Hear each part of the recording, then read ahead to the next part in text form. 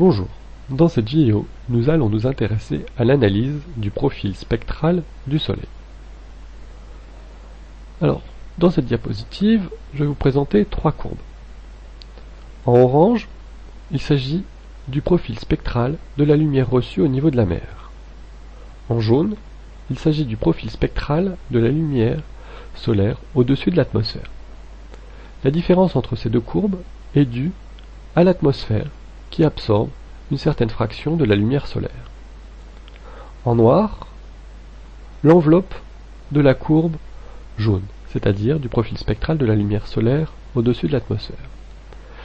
Et on constate que cette enveloppe de courbe correspond au profil spectral d'un corps noir. Ceci s'explique par le fait qu'une étoile est un corps chaud et dense, c'est un gaz à haute pression et à haute température, et qu'un tel corps émet une lumière continue correspondant à celle d'un corps noir.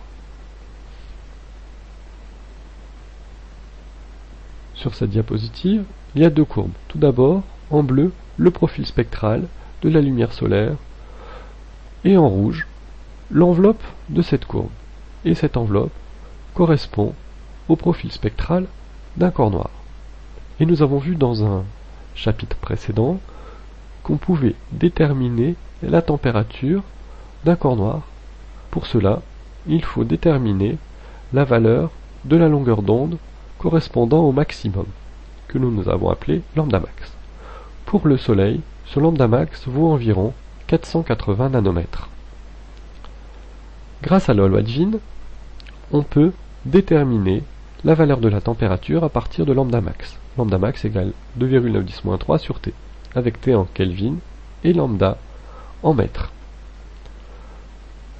On peut donc trouver que la température de surface du Soleil vaut environ 6000 Kelvin, ce qui correspond à environ 6000 degrés Celsius. La deuxième information que l'on peut tirer du profil spectral de la lumière solaire, ce sont ces pics. Ces pics correspondent à une baisse d'intensité lumineuse. En effet, en ordonnée, sur la courbe donnant le profil spectral, correspond l'intensité de la lumière. Alors pour voir à quoi correspondent ces baisses d'intensité lumineuse, nous allons superposer à ce profil spectral le spectre solaire. Nous avons vu dans la vidéo précédente que le spectre solaire était un spectre d'absorption. Et si on superpose ces deux courbes, nous constatons qu'à chaque pic correspond une raie sombre. Et à chaque raie sombre correspond une absorption de lumière due aux éléments chimiques présents dans la chromosphère. L'analyse du spectre, de l'analyse spectrale de la lumière solaire permet donc de déterminer également la nature des éléments chimiques présents dans l'atmosphère du Soleil. En conclusion, l'analyse du profil spectral permet de déterminer deux choses. Tout d'abord, l'enveloppe du profil spectral correspond à celui d'un corps noir, de température 6000 degrés Celsius. Cela correspond, comme nous l'avons vu dans la vidéo précédente, au rayonnement émis par le cœur de l'étoile.